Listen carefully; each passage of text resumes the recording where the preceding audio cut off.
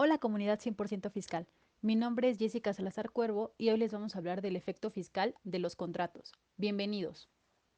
El contrato de arrendamiento es un contrato por medio del cual dos partes contratantes se obligan recíprocamente, una a conceder el uso o goce temporal de una cosa y la otra a pagar por ese uso o goce un precio cierto. También tiene dos partes.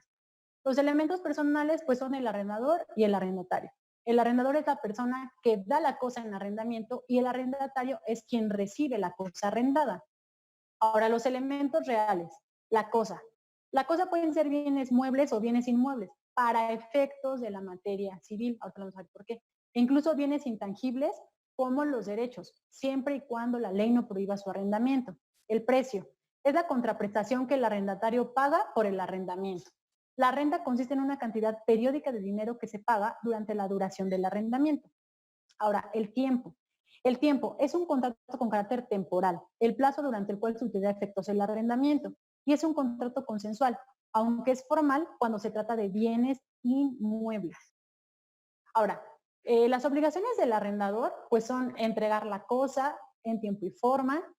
En tanto se entrega la cosa, debe conservarla para su uso natural. Esto incluye las reparaciones necesarias, garantizar el uso convenido o el uso natural de la cosa arrendada, debe reembolsar las mejoras que el arrendatario hubiera efectuado en la cosa arrendada y preferir al arrendatario en nuevos contratos. Tiene un derecho de preferencia. Asimismo, las obligaciones del arrendatario pues son pagar la renta en tiempo y forma, usar la cosa respecto al uso convenido. Si el precio del arrendamiento debiera pagarse en frutos y el arrendatario no lo entregara en el tiempo debido, está obligado a pagar en dinero el mayor precio que tuvieran los frutos dentro del tiempo convenido. Permitir al arrendador la realización de determinados actos en la cosa arrendada y devolver la cosa arrendada al concluir el arrendamiento. ¿Cómo se puede terminar este contrato? Bueno, pues puede terminarse cuando por haberse cumplido el plazo fijado en el contrato por la ley o cuando esté satisfecho el objeto para el cual la cosa fue arrendada, puede suceder, por convenio expreso, por nulidad, por rescisión, por confusión, todas estas ya las vimos anteriormente, por pérdida o destrucción de la cosa arrendada, por caso fortuito, por fuerza mayor, por expropiación de una cosa arrendada hecha por causa de utilidad pública, por evicción de la cosa dada en arrendamiento. Ahora vamos a entrar de lleno a los efectos fiscales. Pues para la persona moral, el artículo 17 nos establece que para efectos del artículo 16 de esta ley, de la ley del impuesto sobre la renta, se considera que los ingresos se obtienen en aquellos casos no previstos en otros artículos de la misma, en las fechas que se señalan conforme a lo siguiente. En su fracción segunda nos establece el otorgamiento del uso o goce temporal de bienes en general, cuando se cobren total o parcialmente las contraprestaciones o cuando éstas sean exigibles a favor de quien efectúe dicho otorgamiento, o se expida el comprobante fiscal que ampare el precio o la contraprestación pactada, lo que suceda primero. Ese también tiene momentos para la causación. Y las deducciones para persona moral nos establece que el artículo 27 de la ley del impuesto sobre la renta, las deducciones de los arrendadores deben ser estrictamente indispensables para los fines de la actividad del contribuyente. Y ahí nos vamos a las disposiciones del régimen general de personas morales. Pero, ¿qué hay para personas físicas? Bueno, en personas físicas es importante señalar que se establece un régimen justamente denominado por los ingresos por arrendamiento y en general por el uso o goce temporal de bienes inmuebles para personas físicas. Así, el artículo 114 de la Ley del Impuesto sobre la Renta establece que se consideran ingresos por otorgar el uso o goce temporal de bienes inmuebles los siguientes: los provenientes del arrendamiento o subarrendamiento y en general por otorgar a título oneroso el uso o goce temporal de bienes inmuebles en cualquier otra forma. Los rendimientos de certificados de participación inmobiliaria no amortizables. Obviamente también, pues siguiendo la lógica de la simetría fiscal, tenemos las deducciones para las personas físicas también. Y la persona física que está sujeta bajo este régimen pues puede elegir entre efectuar las deducciones que establece el artículo 115 de la Ley del Impuesto sobre la Renta o bien la denominada deducción ciega, establecida en el segundo párrafo del mismo artículo. Asimismo, el artículo 116 establece que los contribuyentes que obtengan ingresos por el otorgamiento del uso o goce temporal de bienes inmuebles efectuarán los pagos provisionales mensuales o trimestrales a más tardar el día 17 del mes inmediato posterior al que corresponde el pago, mediante declaración que presentarán ante las oficinas autorizadas.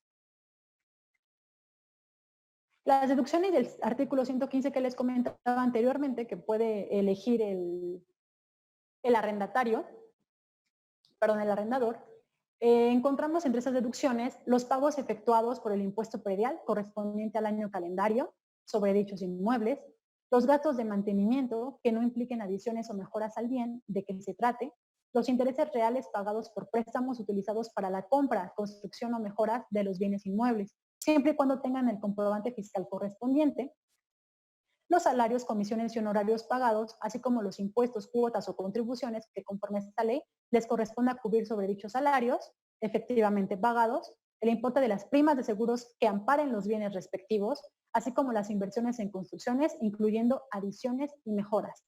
Es decir, el arrendador puede elegir entre esas deducciones o la deducción ciega.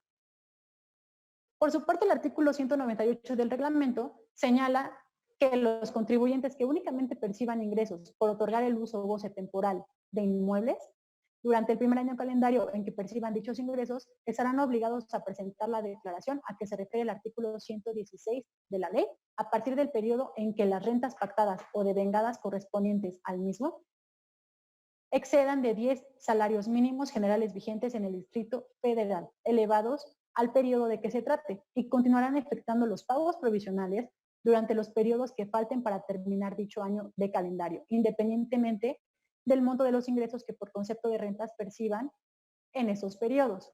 Esto es importante y es una obligación formal, ¿no? Bueno, pero se las establecemos aquí. Ahora, en el caso particular de que los ingresos se obtengan por pago de personas morales a personas físicas, las primeras deberán retener como pago provisional el monto que resulte de aplicar la tasa del 10% sobre el monto del mismo, debiendo proporcionar a la persona física el comprobante fiscal correspondiente de conformidad con lo que establece el artículo 116. Una obligación, la retención. En ese mismo orden de ideas, las personas morales obligadas a efectuar la retención podrán optar por no proporcionar el comprobante fiscal a que les hice mención anteriormente, siempre y cuando la persona física haya otorgado el uso o goce temporal de bienes, les expide el comprobante fiscal y que cumpla con los requisitos del 29 y del 29A del Código Fiscal de la Federación. Si no lo hace la persona moral, lo puede hacer la persona física a través de la expedición de ese comprobante. También tenemos ingresos exentos para personas físicas. Por ejemplo, el artículo 93 nos señala que no se pagará impuesto sobre la renta por la obtención de los siguientes ingresos. En su fracción 18, los que provengan de contratos de arrendamientos prorrogados por disposición de ley, es decir, arrendamientos que se alargan posterior a su fecha de vencimiento. Ahora, ¿qué sucede si se ceden los derechos de los ingresos por arrendamiento? Bueno, pues este es un caso común y lo que sucede está regulado en el artículo 8 de la Ley del Impuesto sobre la Renta. Sucede que la cantidad que se obtenga por la cesión se tratará como un préstamo, debiendo acumularse las rentas devengadas conforme al contrato, aun cuando éstas se cobren por el adquirente de los derechos. Este es un tema en particular. Ahora, el impuesto al valor agregado. El artículo primero, fracción tercera de la Ley del Impuesto al Valor Agregado establece que están obligados al pago del impuesto las personas físicas o morales que otorguen el uso o goce temporal de bienes. Asimismo, establece en el 1A que están obligados a efectuar la retención de las 2/3 partes del impuesto que se traslade las personas morales que usen o gocen temporalmente bienes prestados u otorgados por personas físicas, como es la regla general, o en su caso las personas físicas o morales que adquieran bienes tangibles o los usen o gocen temporalmente que enajenen u otorguen residentes en el extranjero sin establecimiento permanente en el país. Esta es una excepción. Igualmente, en el artículo 1B de la Ley del Impuesto al Valor Agregado, se establece que se considerarán efectivamente cobradas las contraprestaciones cuando se reciban en efectivo, en bienes o en servicios, aun cuando aquellas correspondan a anticipos, depósitos o a cualquier otro concepto sin importar el nombre con el que se les designe, o bien cuando el interés del acreedor queda satisfecho mediante cualquier forma de extinción de las obligaciones que den lugar a las contraprestaciones. Las formas de extinción de las obligaciones ya las tratamos anteriormente. Ahora, se presume que los títulos de crédito distintos al cheque suscritos a favor de los contribuyentes, esta es una excepción para el momento en que se considere el ingreso, por quien adquiere el bien recibe el servicio o usa o goza temporalmente el bien, constituye una garantía del pago del precio o la contraprestación pactadas, así como del impuesto al valor agregado correspondiente a la operación de que se trate. En estos casos, se entenderá recibido ambos conceptos por los contribuyentes cuando efectivamente los cobren o cuando los contribuyentes transmitan a un tercero los documentos pendientes de cobro, excepto cuando dicha transmisión sea en procuración. Ahora bien, para efectos de la ley del impuesto al valor agregado, el artículo 19 nos establece qué se entiende por uso o goce temporal de bienes. Y se entiende justamente por este concepto el uso o goce temporal de bienes en arrendamiento, el usufructo y cualquier otro acto independientemente de la forma jurídica que al afecto se utilice, por el que una persona permita a otra usar o gozar temporalmente bienes tangibles a cambio de una contraprestación. Se causa el impuesto cuando se otorgue el uso o goce temporal de un bien tangible. La base gravable se considerará el valor de la contraprestación. Asimismo, establece que se dará el tratamiento que la ley establece para el uso o goce temporal de bienes a la prestación del servicio de tiempo compartido. Esa nada más es una nota informativa. Asimismo, tenemos ingresos exentos por el otorgamiento del uso o goce temporal de bienes. Y son ingresos exentos justamente los destinados o utilizados exclusivamente para casa habitación. Ya vimos que tienen muchas ventajas esta parte. Si un inmueble tuviera varios destinos o usos, no se pagará el impuesto por la parte destinada únicamente a la casa habitación. Se parece un poco a la parte de renta, ya lo habíamos visto.